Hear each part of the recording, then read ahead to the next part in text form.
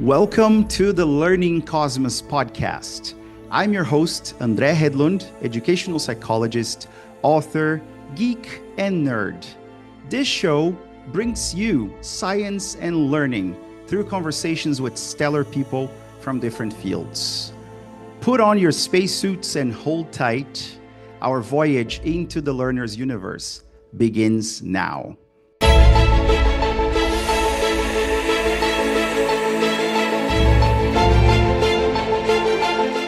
Welcome, folks, to another episode of the Learning Cosmos podcast. I'm very honored to have Carl Hendrick as my guest today. So, Carl, thank you so much for saying yes to this podcast. How's it going? Everything okay? It's going great, Andre. Yeah, everything's real good here. Summertime in England, always a nice Yes. time. Yes. I remember when I was a student at the University of Bristol, and even though the temperatures were not really high, it felt really hot. I think I compared to Brazil, I remember 23 degrees was really great in England, in Bristol. Yeah. I mean, 23 degrees is a heat wave here. It's a Yes. cold day for you, but it's a heat wave here. Exactly, right? It's all about perception, I guess, and Exactly. habit, right? Well, Yeah. Carl, I like to start by asking the guests on the podcast to think about science and education. I think we look at other areas, of course, science is used to inform whatever professionals do, but I don't think that's necessarily the case for education and teaching. Would you agree? And why does science matter for education? I think it helps us separate what's true from what feels true. And one of the things about learning is that we're very bad at gauging how we learn. So humans have kind of innate biases that mean that we think that we're learning when really we're not, and vice versa. So we know from many experimental studies that the process of learning, and by learning, I'm going to define that as a change in long-term memory. So Exactly. the encoding, acquisition, the retrieval of knowledge, those processes often feel uncomfortable. And we see this in other domains. So if you're wanting to get good at running, an initial period of discomfort, or almost you're achieving the opposite of what you think you'd want to achieve. But we accept that in other fields. If you want to eat healthy, you have to eat foods that are unpleasant for you in the short term. You don't want to eat them, but you have this sense of, well, there's a greater long-term gain. In education, we seem to think that if learning is fun or inspirational, or Yeah. that's the only way to learn. And if there's a period of boredom or struggle or difficulty, that's a bad thing, and that we should Yeah. restructure our schools, to accommodate that. So I think we'd be better, firstly, by looking at the evidence and saying, okay, learning is fun, it is exciting, it is dynamic, but there's going to be this initial period where you're going to have to struggle a little bit. And I would sort of point to particularly the work of Robert Bjork and his desirable difficulties framework, that, things that indicate or would suggest learning in the short term, such as performance, often don't lead to long-term gains. And things that show no appreciable uh, demonstration of learning in the short term, Yeah. in other words, being confused, not having an answer, very often they are the things that do lead to long-term gains. So Yeah. if we accept that that's true, then the only compass we have, the only barometer we have, is some kind of scientific approach. And that's where experimental studies, and I'm talking about studies where we can have some sort of control, some sort of a relatively decent sample size, some sort of pre and post intervention. Those are, I think, our best bets. They're never perfect, but it's always going to be preferable to just going on vibes. Exactly. And I feel like as a teacher and teacher trainer, I feel like there's a lot of intuition and ritual in our profession. I think, most teachers feel like, well, this is how I was taught and Right. probably how my teachers were taught. And this is probably what makes more sense, but we don't look at it from a scientific angle. And I think I remember watching one of your great webinars, and you talked about Anne Cleary and the paradox of learning. And you said Yeah. something about learning is not really intuitive, right? It's counterintuitive. So as you said, there's a difference between being able to perform right after you've received instruction or you got some input, and then maybe you can get a very good grade. But what happens 1 week after? you know, if Yeah. apply That's somebody exactly, applies yeah. the same test, right? Yeah, for sure. And I think one of the key things that I've learned is that there's this paradox of Yeah, the the steps towards a final outcome often need to look different to the final outcome.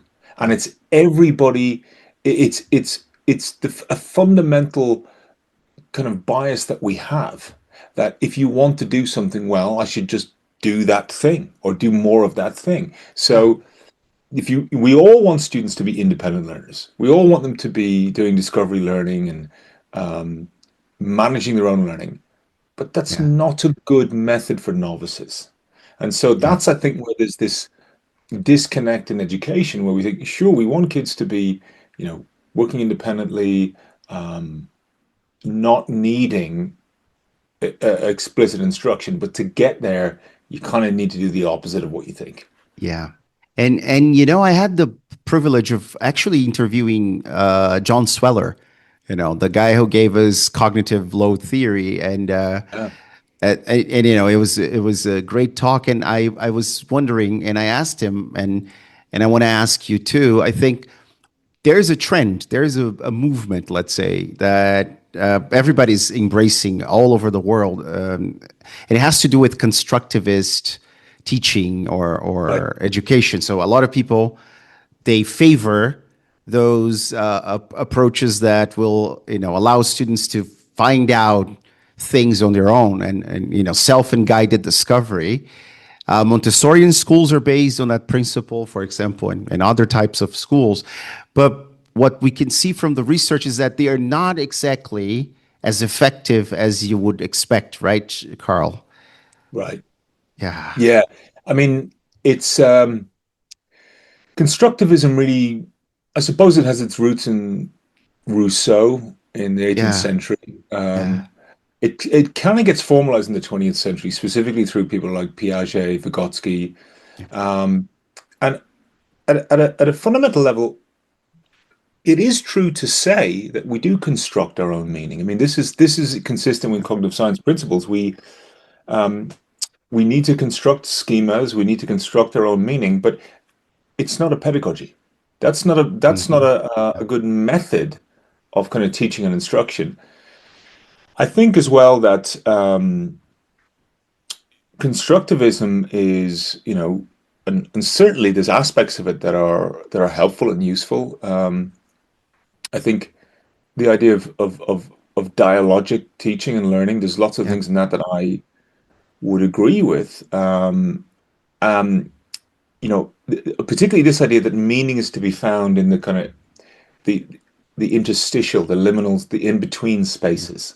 I love that idea from Bakhtin that, um, and that's a kind of fundamental democratic ideal that meaning resides in between, two people, where people would kind of disagree with direct instruction or explicit instruction is they tend to phrase it as authoritarian or yeah, anti-dialogic. But yes, in my view, the opposite is true. So, in my view, things like direct instruction, where you're clearly explaining to novices how things work, you're systematically designing instruction, and I think there's a lot of misconceptions about what that is. Which we can talk about, but precisely. Yeah, that's a very equitable form of instruction yeah, because if you are endowing young people and kids with lots and lots of knowledge, then they can be more.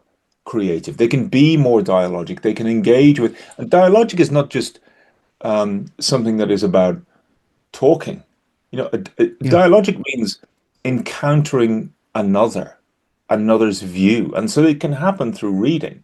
But if we're limited in our knowledge, then the extent to which we Yeah. can engage with other ideas and thoughts, I think, is limited. So, you have direct instruction, and the biggest education experiment ever done was Project Follow Through in the Yeah. 60s. The evidence was very, very strong that that approach was the most effective. We see it now very clearly in reading programs. You look what's happening in Mississippi in the US and other Uh-huh. states, where there's a very systematic, structured program with a focus on curriculum, on explicit instruction. These programs tend to be very effective.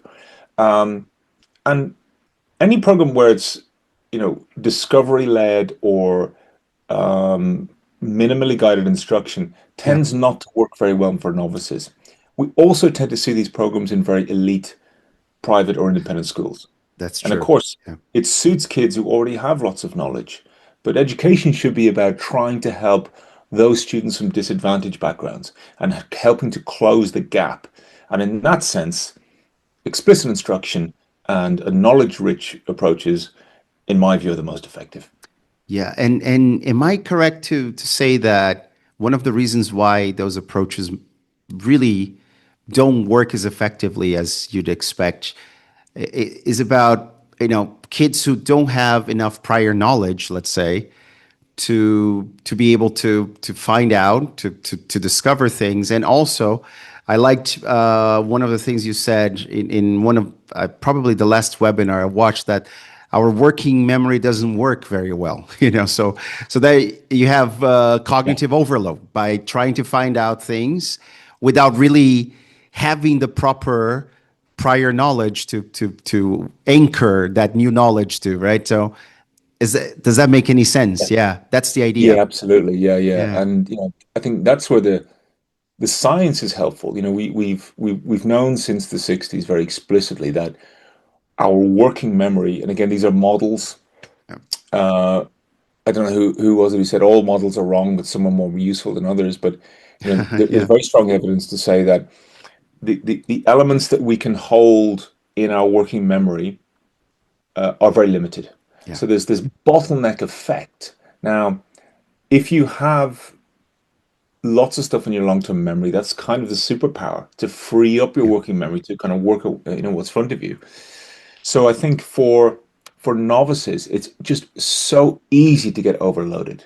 And explicit instruction for me is a kind of an act of grace. It's a yeah, way of saying to people who don't have much knowledge, I'm really going to get in the trenches with you and I'm going to be very clear on what you need to do, how you need to get there. I'm going to work with you to bring you along to that place. Um, Being yeah, opaque or unclear or vague about learning and knowledge is the opposite of that to me.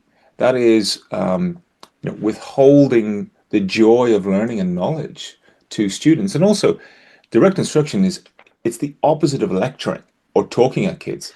It will surprise many people to know that the EDI framework, the explicit direct instruction model, advocates not talking for longer than 2 minutes without checking yeah, in with the students. As in, I'm yeah, going to check for understanding. I'm going to ask you to raise your hand. I'm going to show me your mini whiteboards. Show me your understanding.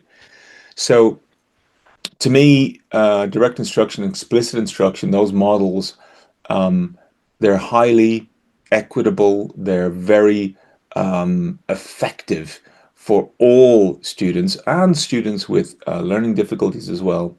So perfect. Yeah.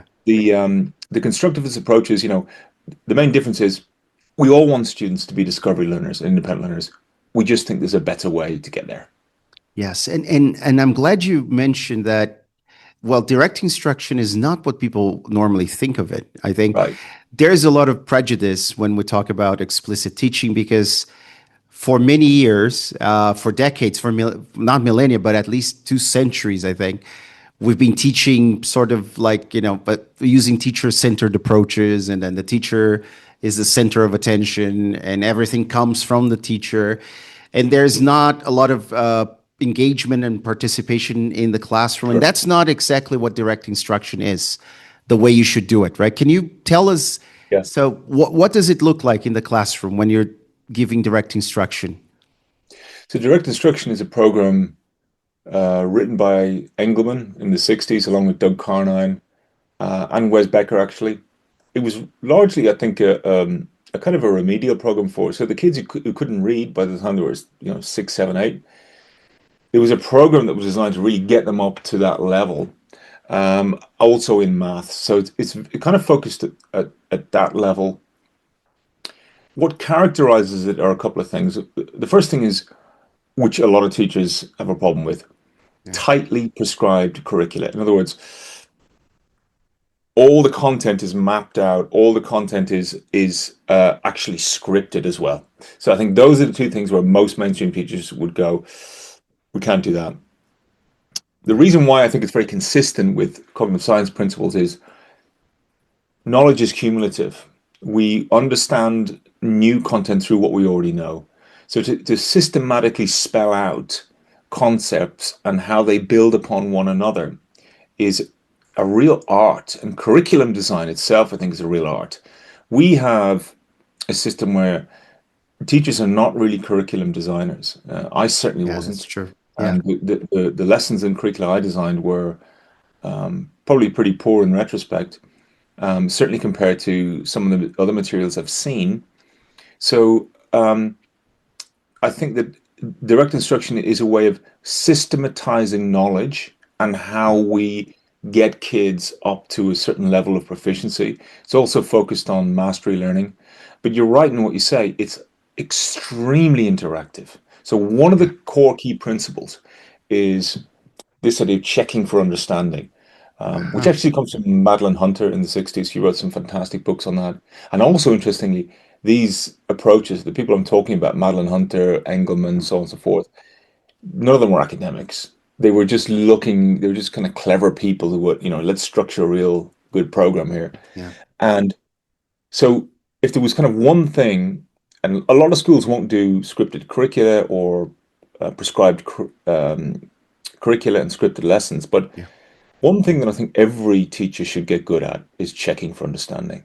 And that Perfect. Yeah. is a way of creating that excitement, that sense of that frisson in a classroom, that Yeah. kind of hum of learning, where you're not just asking or looking for the right answers, you're looking for data, rich data points in a Yeah. lesson from which you as a teacher can pivot, change your explanations, catch what's being learned, what's not being learned, and it's highly interactive. And as you say, it's really the antithesis of that lecture style. I'm going to talk at you for an hour. Perfect. And am I right to assume, Carl, also because a lot of students would say that they'd rather do some sort of research or engage with something more active in terms of methodology and teaching. And then teachers would probably say, okay, if you don't know something, why don't you go and look it up and then we can take it from there. But once students do that and they're looking up, I don't know, Wikipedia or Google, that knowledge they don't have becomes new knowledge, novel, and that will go to their working memory. And then they have to use this newly acquired knowledge, which is not consolidated really. It's new knowledge to do something else. And the research is very clear about that, right? You need to, I think what I'm trying to say is that a lot of people are under the impression, why should I learn things, really learn, consolidate them as long-term memory if I can just look them up, do research, and whenever I need to use them to learn something else. But then that's not going to be very effective because of working memory limitations, right? Absolutely. Yeah. The key idea here for me is the ability to discriminate. In Yeah. other words, to differentiate between valuable knowledge and stuff that isn't. So, you or I looking at, I don't know, a particular domain of knowledge, we have lots of stuff in our long-term memory to go, okay, that's not really effective, and so on and so forth. Novices don't have that. So, Yeah. or if you don't know anything, then everything looks right. That's true. Yeah. And if you have a kind of and again, this is where I suppose the idea of the dialogic comes in. If you're able to hold kind of two opposite thoughts in your head at the same time and understand the kind of the positives and negatives of both of those positions, to me, that's the embodiment of critical thinking, and that takes knowledge. And to go back to your point, there's a really good experiment which illustrates this, where students were given I think they were about 11-year-olds. They were given a fake website, and the website was on the North Pacific octopus, sorry, Yeah. tree octopus. Yeah. And there was a proper kind of website mocked up. We want to try and save this North Pacific tree octopus. And then they just wanted to find out, did the kids have that knowledge to discriminate whether it was true or not? Now, most adults would know that octopuses don't live in trees. Most Yeah. kids would know that as well. But these kids, and like something around 60-70% of them, were unable to distinguish that this was true or false. And so it really underlines this idea that we can talk about thinking skills, but what are you going to think with? And you can't think critically about a topic of which you don't have knowledge. And that's the Perfect. core idea with explicit instruction and knowledge rich programs, that we want kids to be thinking critically, to be innovative, to be creative. But you can't connect the dots if you don't have any dots. And that Yeah. experiment to me was also very sobering as well, because I remember thinking, wow, well, if they're unable to tell that this is true or false, then, worryingly, what else are they seeing on the internet that they can't Yes. tell is true or false? That's a very worrying thing. This is why Yeah. we have guardrails for kids. We tell them, yeah, sure, go and cross the road and discover how to cross the road in whatever way you want. We, we, Yeah. we have those guardrails until they build them that schema of knowledge of how to look and judge when to cross the road properly. So the that's where knowledge is empowering. That's where knowledge is a form of personal empowerment in the world. Perfect. And knowledge takes time to actually be consolidated. You mentioned Robert Bjork and desirable difficulties, and we know that after you receive some kind of input, you need to retrieve that and then space it out so that eventually that will become prior knowledge. So, can you tell us a little bit more about that?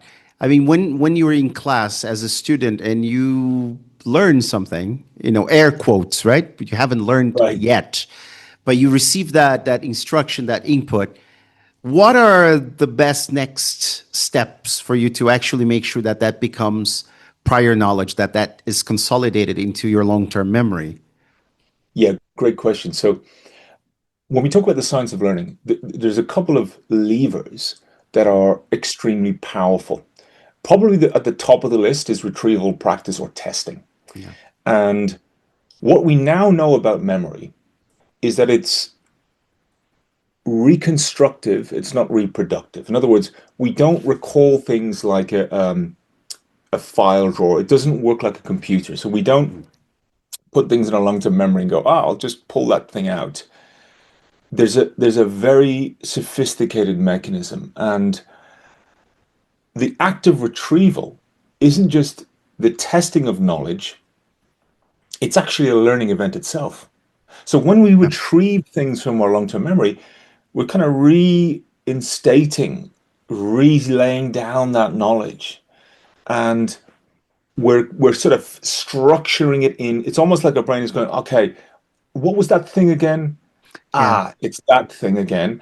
Oh, that's where that sits with that other thing that I know. All right. And it's like the settling down Yeah. process and structuring process. The more we can pull stuff out of our long-term memory, the better it is to create a kind of storage strength. And Yeah. Bjork distinguishes between two things. A storage strength is how embedded it is in our long-term memory. Retrieval strength is how easy it is to pull it out. So, for Yeah. example, storage strength is often things like stuff that's just we're never going to forget, but we can't.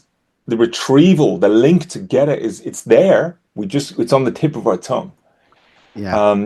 Retrieval strength then are things like you know when you got to log into a website and you get emailed a code Yeah. and you look at your email and the code is 4 digits and you go, okay, 5782, 5782, 578. Yeah. And then you go, it's a high retrieval strength, but the Exactly. storage strength is low because it's not going to be there tomorrow. So that's an important distinction. How do you get it? How do you increase that storage strength? How do we kind of embed it in our long-term memory? Yeah. You want to retrieve it and you want to space it out. So Exactly. if you learn something and the retrieval it's not just the number of times you retrieve it, but it's the conditions under which you experience that. So I would say, as a rough guide, you want to retrieve core knowledge, core concepts at least 3 or 4 times over a period of time. But more importantly, you want to experience them within context. So if a Yes. child is learning a new word, it's not just enough to learn what the word means. They then need to encounter that word in a different context and make sense of it and kind of, again, that's where constructivism is useful. They construct their meaning, but they have that first. Um, and it's fascinating, Andre, the whole Yeah. mechanism of memory and how it works is fascinating. And I think it holds kind of endless possibilities for educators. Perfect. And now you mentioned something that brought back a question I wanted to ask you, because I think you said that memory is semantic in nature. So we have to Yeah, understand what we're learning. Otherwise, right. it doesn't make sense, right? We can't learn very effectively. And I feel like a lot of people don't get that we have different memory systems, right? We have different types of memory. And just because you were able to recall something later today after getting input, or even tomorrow, it doesn't mean that it's going to be there forever, right? That a week from now or a month from now you'll be able to remember that. So can you tell us a little bit more about that? Why Yeah. is it important for us to really understand why does meaning matter so much when we're learning something? Yeah. Great question. So I think maybe the best example of this is, and okay, so I'll do this with two examples. One is Yeah, Ebbinghaus in the 1880s. So he comes up with his famous forgetting curve. In yeah, other words, there's this kind of logarithmic effect of forgetting where, it's not, um, it doesn't just fade over time. yeah. It sort of is short and then it just drops off really quickly unless you bring it back and then it's kind of shorter. Now, he tested himself with kind of three-letter nonsense words, and he did it in the 1880s. And he wanted to find out, okay, if I make up these words, how long will it take me to forget it? Yeah. And he discovered that there was, again, that sort of forgetting curve. Um, Now, the problem I have with that is, as a sort of foundational basis of memory, it's a seminal foundational thing. But that's not how we work in terms of learning things. So we don't ever Exactly. remember three-letter nonsense words. We remember things through what we already know, through what we already understand, through how it links with something else. Uh, you know, no one has put it better than Dan William. Yeah, Understanding is remembering in disguise. exactly. And you have this sort of sense of your when people have that feeling of, oh, I get it now, really what's happening is they're linking new knowledge to old. They're remembering stuff they already knew, and oh, that links with that thing that I already know. I get it now. Yeah. So knowledge is a core part of that. Then in the 1930s, you have Frederick Bartlett, and his sort of great finding is that um, memory is reconstructive. So we are always attenuating, changing, filtering, sort of distorting our memory every time we remember it.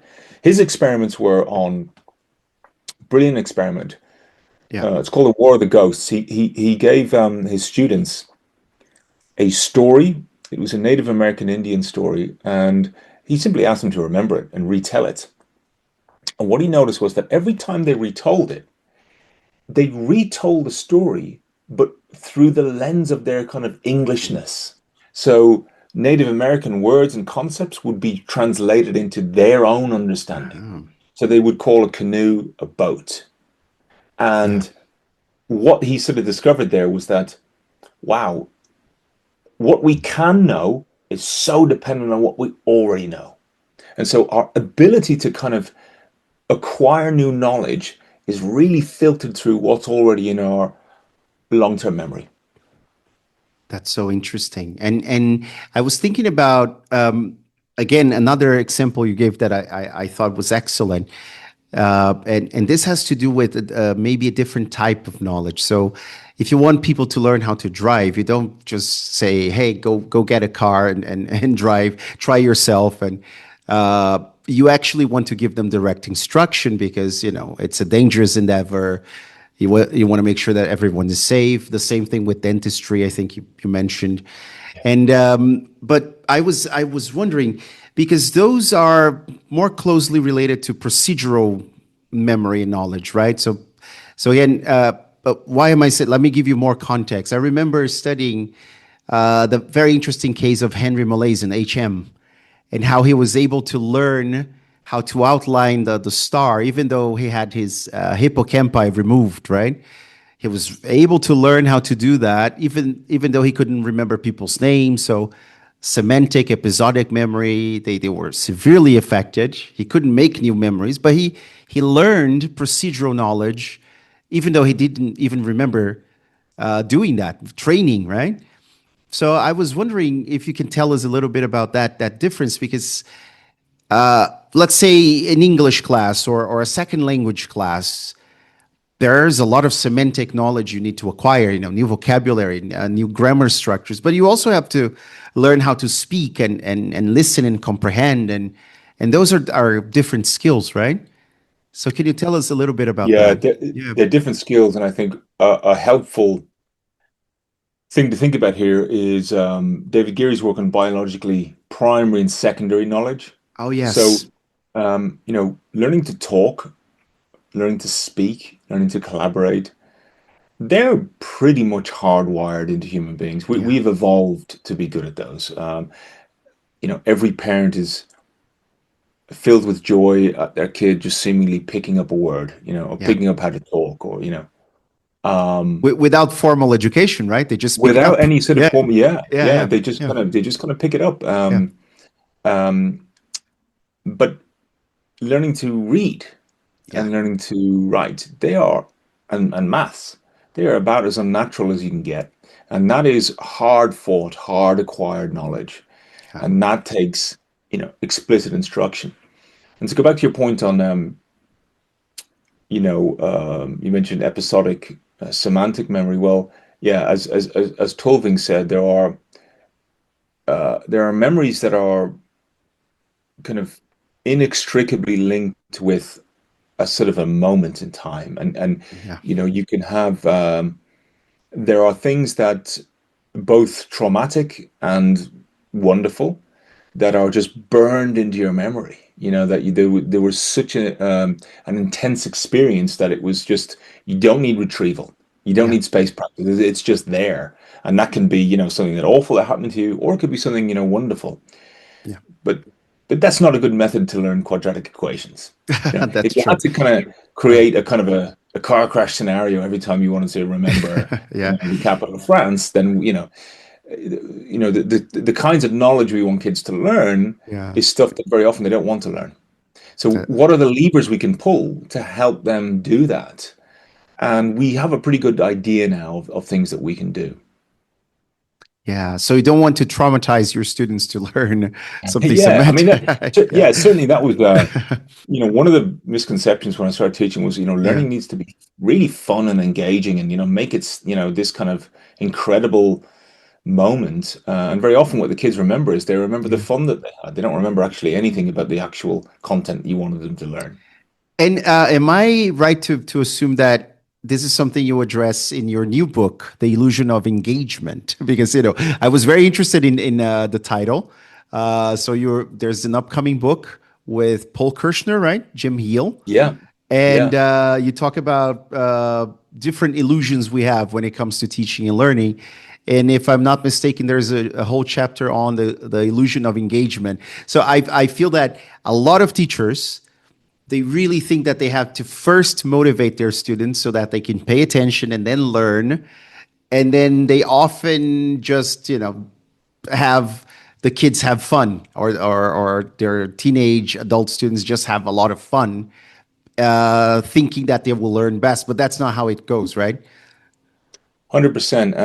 Yeah, So I think this was really brought to my mind 10 or 15 years ago by Rob Coe, yeah, who was doing work on lesson observations, and he made the point that engagement is a very poor proxy indicator of learning. huh, Um, Students can be learning absolutely nothing while being extremely engaged, having lots of fun, and so on and so forth. Now, kids having fun is a great thing, but it's an end in itself. We want yeah, kids to be having fun.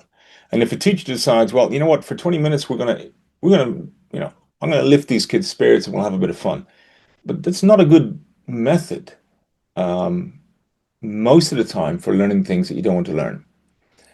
huh, Um, Another great illustration is from Craig Barton, who wrote something in one of his books, which is a wonderful example. I think it's called the Swiss roll incident. huh, He thought that he was teaching maths, and he thought a great thing that I could do to engage the kids and really kind of get them thinking about this is I'll bring in a load of these, those Swiss roll chocolate cakes, the cakes that are rolled yeah, up. He yeah, bought about, 10 or 15 of those and said, I'm going to teach fractions.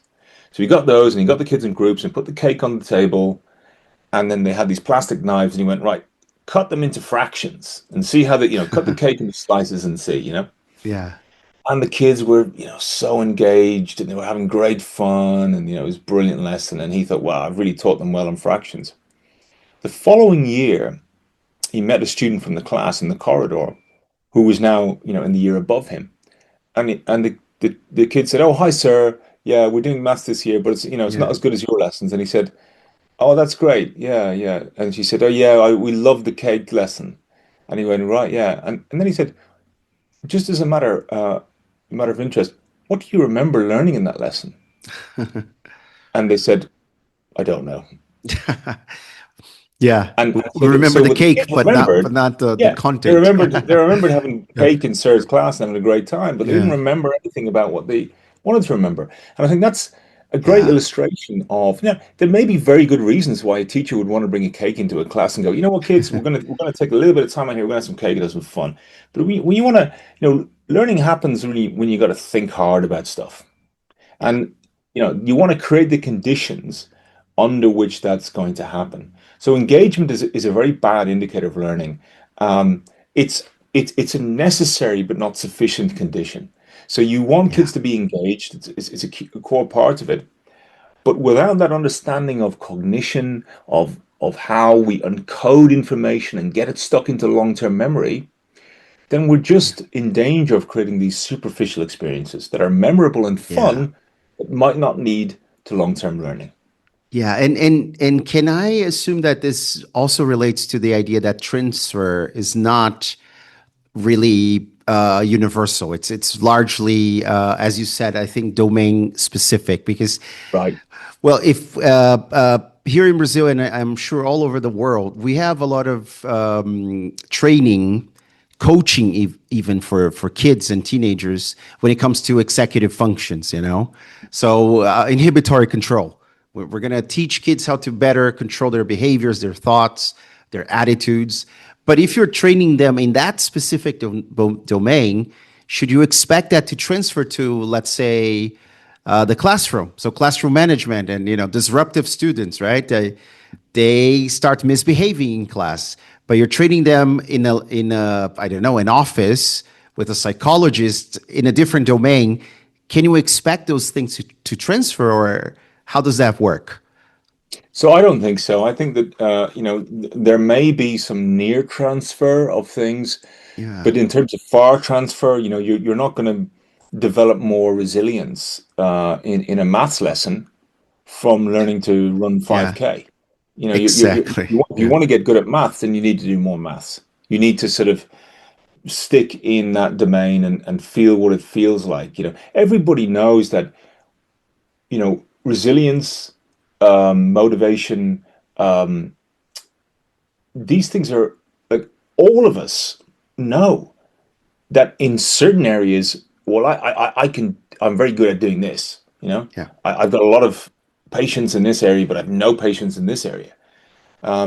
Patience is again something that's largely domain specific, so people can be very resilient and withstand a lot of things in one area, but then they go to another area and they're just not very good. So that's my problem with a lot of these sort of effective conditions, or Yeah. what's broadly called character teaching for character. Um, if you want to get good at you know multiplication and addition, you need to do more multiplication Yeah. and addition. That's so important. I think a lot of interventions are based on this idea of transfer. They get somebody, a psychologist or a coach or whatever, to train kids and teenagers in very specific domains, hoping that this will improve their math grades. But then it doesn't make a lot of sense looking at the research, right? And Yeah, and you and know what? Yeah, I yeah. mean those things. Yeah, sorry, Andre. No, no. I mean, I wanted you to comment on that. So those interventions that are based on this notion are probably not very effective, right? Yeah, I mean, I think Yeah. these approaches are they're philosophies and not interventions. They're like the Yeah. things that we should really want for our kids. I have three small kids, and I'm always talking to them about patience, Yeah. resilience. I'm always talking to them about having a growth mindset, or Yeah. feeling of struggle and never giving up. I think that's a parent's job to work with Yeah. their children on that front. Um, I think that growth mindset is a really great philosophy to have. Like, why would we do school if we didn't think that you could improve your intelligence? But Exactly. I would argue that very often these things are byproducts of other things. So if you use things like explicit instruction, a well-sequenced curriculum, retrieval practice, all those kind of levers, you find that the growth mindset and the confidence and the resilience just happens as a result of that. And actually, the Precisely. paradox is that talking directly about the thing often doesn't lead to the gains that you'd want. I liken it again to, great sports coaches who in when they say, their aim is to win the league, but they or win the Mm. cup, but the trophy, but they paradoxically say, and we never talk about it. We only talk about the next game. We only Yeah. talk about we're going to win the game on Saturday. What are the things we got to do? What are the steps? Once you start kind of taking your eye off that and going, oh, we're going to win the league and this, that, and the other, you're actually missing out on the very thing you need, the first step on that journey. Yeah. Very, very interesting. And can I persuade you to give us some spoilers, about your Sure. upcoming book? So basically, it's about instructional illusions, right? So we Yeah. as teachers, as a teacher educator, I think that we talk a lot about how we can best structure lessons so that we can have the most significant impact on students' outcomes, right? But then apparently there are many biases operating here, and then we are not necessarily going to be the most effective because there are certain illusions that we are all vulnerable to. Can you tell us one or two of those illusions and what we can do instead? Sure. Yeah. One of them is the engagement illusion. Another one is the discovery illusion. The idea that you learn things best when you discover things for themselves, um, or for yourself. And again, that intuitively feels right. You sort of, and at a certain level, it is right, because once Yeah. you have built up a certain scheme of knowledge, you do need to discover how to do it for yourself. Um, Driving a car, the example you gave earlier, at some Yeah. point you need to discover how to do it yourself. The Yeah. difference is that if you begin by doing that, you're going to kill someone. Yes. You need very explicit instruction. You need to create those schemas. You need to create those structures of knowledge so that when you start to discover it yourself, you're going to be very, very effective. Another chapter is on what I called the innovation illusion. So Oh, the idea yes. that, in education, we're constantly kind of trying new things. We're constantly trying to be innovative. We're constantly Yeah. trying Pursuing fads the and things, latest trend, right? Yes. pursuing Yeah. the latest trend, whatever that Yeah. is. Yeah. Um, for a long time, it was iPads or technology Yeah. or resilience or thinking hats or, a whole range of things. And I think that, just because something is new doesn't mean that it's effective. And a lot of things that are effective are things that are not obviously effective or things that are perhaps operating under the surface. But in education, we like new shiny things. We like to be able to Yeah. go, oh, here's this new buzzword, this, that, and the other. So I think those things are a problem. Yeah. But in entirety, I suppose the book is about. It's probably, I'd say, about as you say, cognitive biases and how there are these blind spots in education. There are things that we can't really see clearly. They look Yes. like something. They look like this illusion, this mirage, but they're actually something else. So, for example, the engagement illusion, a class where the kids are really engaged and having fun. If we're just thinking about learning, it is like an illusion. It's like that mirage in the desert. Oh, it looks like an oasis, but it's not really Yeah. there. Yeah. That's so true. And we're moving towards the end of this session. I mean, I Right. could be here all day talking to you about, many interesting things, but that brings me to a very important question concerning AI nowadays, because, if we have to do the work, the cognitive effort to actually learn something, we have to go through desirable difficulties, as Bjork puts it. So what about AI and ChatGPT? And when we delegate those, that effort to a machine, we're not really learning. So we're just pasting, copying, pasting. And are you concerned with that at all, Carl? What's going Yeah, to I mean happen to students? Yeah. right. Yeah. I think it's kind of double-edged. So first of all, I Yeah. think that AI is, you know, if we talk about fads and gimmicks in ed tech, Yeah. this time it's different. And Yeah. I think that AI it is gonna radically transform education. It already has. I think the Yeah. idea of coursework essays, for example, at university is it's already in the past. Any coursework essay that a student hands in now is either written by ChatGPT or Yeah. not. Either way, it's completely an unreliable way of assessing students. Um, but there is something that I think is, and as you're 100% right. If you're completely offloading all that thinking Yeah. to AI, then you're not really doing anything. However, um, in terms of operationalizing or implementing the science of learning, I do think that AI could be extremely useful. I'll give an example. So Yeah. let's take the science of learning. Let's take retrieval practice. Let's take interleaving. Let's take spaced learning. So Hmm. each of those things, retrieval is testing. Interleaving means mixing up the conditions of learning. So you want to be doing, instead of doing 10 problems the same, you want to be doing 10 problems but slightly different, but not too different. They're kind of Yeah. mixed up. So you have to think a little bit harder.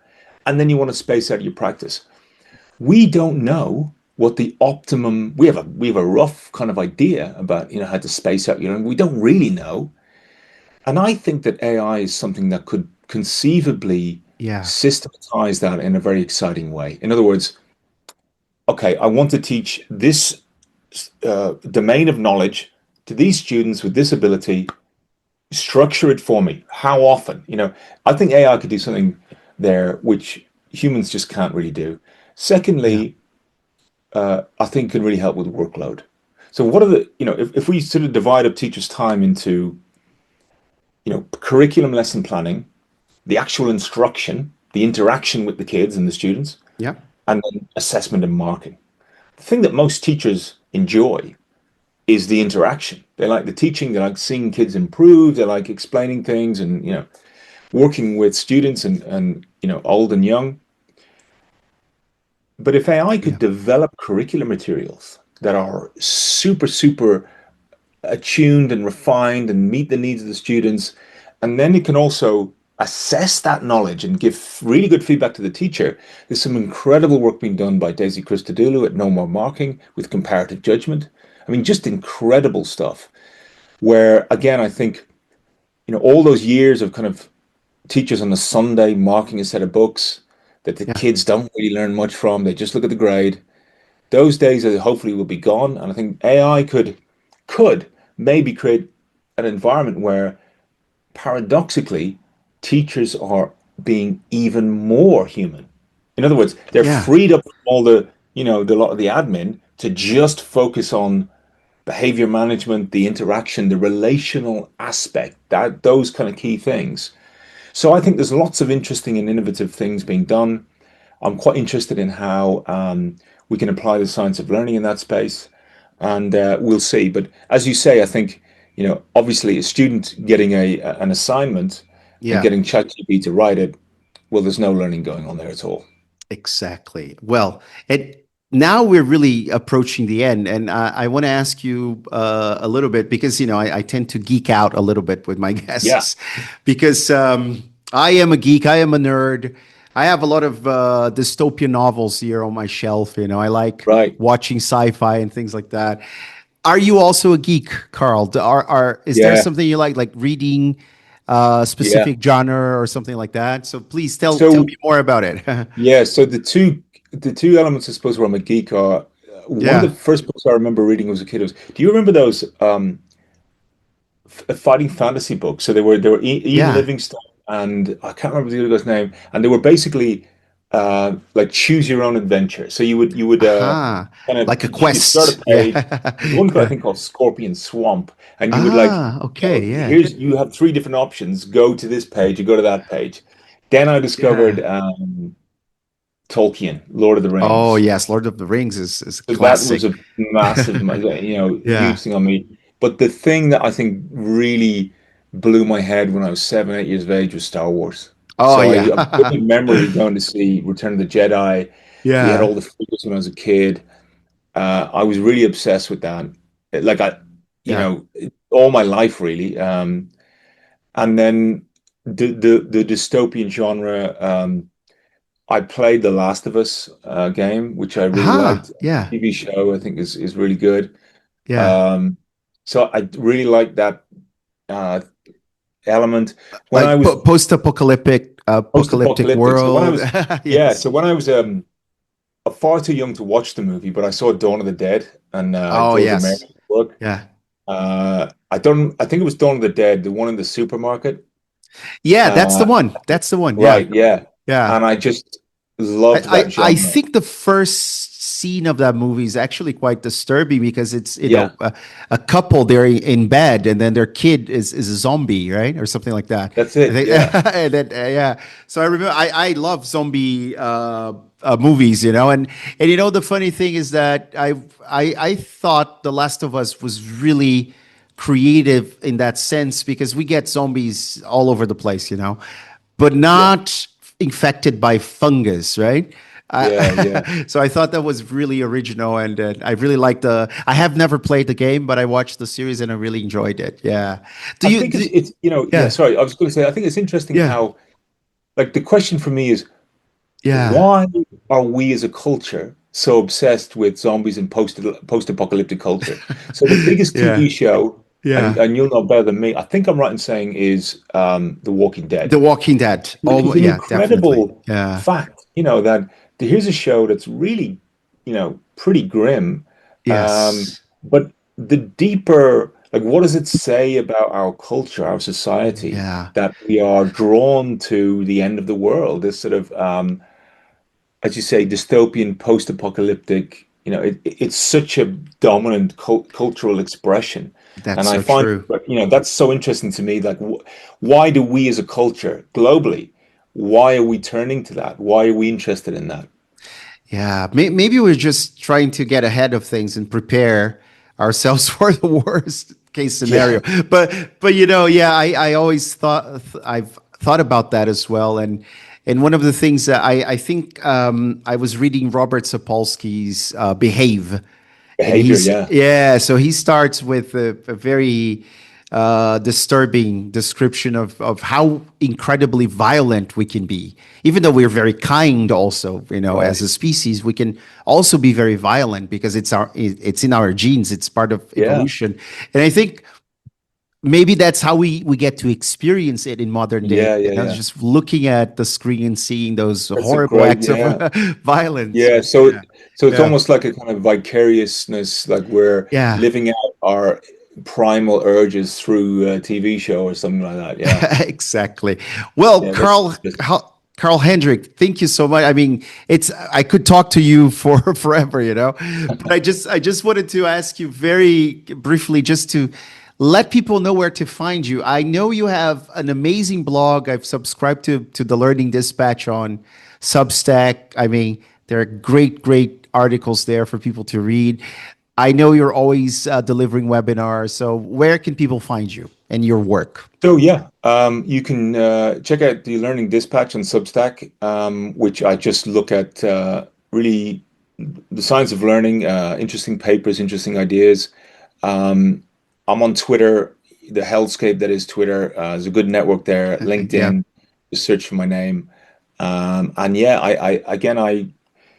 I like the dialogic nature of it. I like the interactive nature of it. I think it's great yeah, to meet people like yourself, Andre, and interact and learn from people like yourself and others. And if yeah, don't feed the trolls and block and yeah, mute and yeah, try to be as positive as possible. yeah. And watch out for the zombies, right? Yeah. Always, always look out for the zombies. Well, thank you so much, Carl Hendrick. It was a pleasure. And well, folks, stay tuned for another episode of the Learning Cosmos podcast. Thank you.